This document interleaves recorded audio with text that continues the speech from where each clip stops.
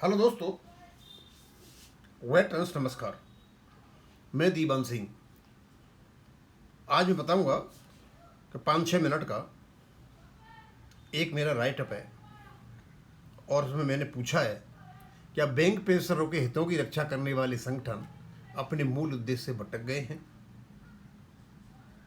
यूएबीयू, EIBRF, EIB park और CBPRO और छोटमोट, इनका काम तो ये था कि बैंक पेंशनरों के हितों की रक्षा करें, लेकिन शायद ये अपने रास्ते से भटक गए। मैं सिर्फ पढ़ के बताऊंगा और कहीं इंटरप्रिटेशन की जरूरत होगी तो इंटरप्रिटेशन करूंगा। बैंक पेंशनरों के बीच आज एक गंभीर प्रश्न चर्चा का विषय बना हुआ है कि संगठनों का गठन पेंशनरों के हितों की रक्षा के लिए हुआ था। क्या वे वास्तव में उसी उद्देश्य को पूरा कर रहे हैं? अनेक पेंशनर यह महसूस करते हैं कि वर्षों से अद्यतन पेंशन अपडेशन जैसे महत्वपूर्ण विषय पर स्पष्ट वैधानिक अधिकारों की चर्चा करने के बजाय कुछ संगठन केवल वार्ता, समझौता और मांग की भाषा तक स्वयं तो सीमित रखते हुए हैं। ये बहुत बड़ी चीज है। एक भी संगठन रेगुलेशन की बात नहीं कर रहा है, केवल वार्ता, निगोशिएशन, समझौता, दलाली की बातें करते हैं। विडंबना है यह है कि कुछ संगठनों के पदाधिकारी स्वयं सेवानिवृत्त हैं, फिर भी वे उन वैधानिक प्रावधानों को प्रमुखता से सामने नहीं लाते जिनसे पेंशनरों को प्रत्यक्ष लाभ मिल सकता है। बैंकिंग कंपनी अधिकरण एवं अंतरण उपक्रम अधिनियम 1970 तथा बैंक कर्मचारी पेंशन बिल में 1995 के अंतर्गत निर्मित अधिकारों की अपेक्षित व्याख्या, प्रचार प्रसार नहीं किया गया। परिणाम स्वरूप लाखों पेंशनर अपने ही अधिकारों से अनभिज्ञ बने रहे। आलोचकों का कहना है कि यह स्थिति किसी समय औपनिवेशिक शासन में अपनाई गई फूट डालो और शासन करो की नीति की वादाखिलाफी याद दिलाती है। जब अधिकारों की जानकारी समिति सीमित लोगों तक रखी जाती है और सामान्य सदस्यों को केवल आश्वासनों, वार्ताओं और भविष्य की संभावनाओं में उलझाकर रखा जाता है तथा संगठनात्मक नेतृत्व और सामान्य सदस्य के बीच एक गहरी खाई बन जाती है।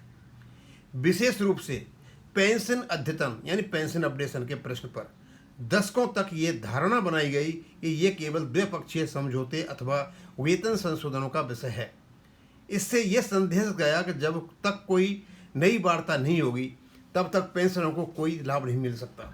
दूसरी ओर अनेक पेंशन मानते हैं कि यदि किसी अधिकार का आधार पहले से ही विद्यमान है तो उसका क्रियान्वयन प्राथमिक विषय होना चाहिए, न कि उसे केवल भविष्य की वार्ता का मुद्दा बनाकर प्रस्तुत करना है। और आजकल यही हो रहा है। मतलब आपका पेंशन अपडेशन का जो रेगुलेशन है उसे भविष्य की वार्ता का विषय बनाया जा रहा है।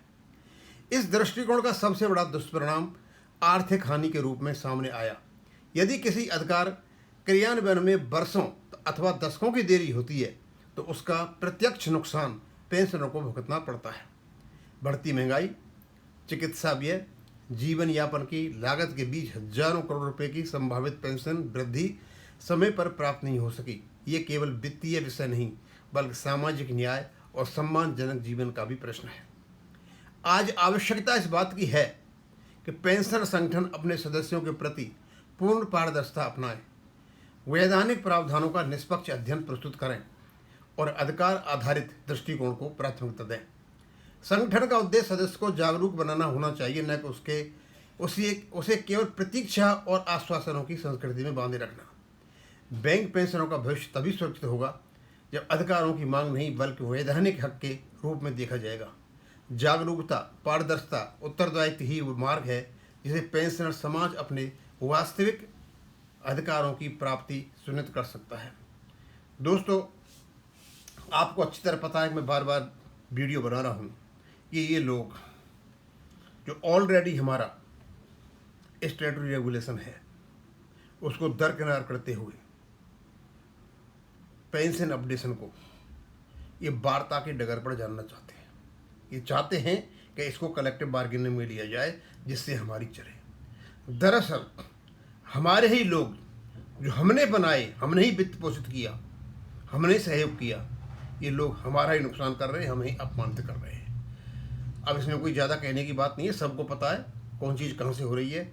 ये बेईमान हो चुके हैं, इनका नैतिक पतन हो चुका है। ये नैतिक पतन से जिस दिन उठेंगे हो सकता है तो उस दिन ये कुछ करें। अभी मैं यहीं ख़त्म करूँगा। थैंक यू, धन्यवाद।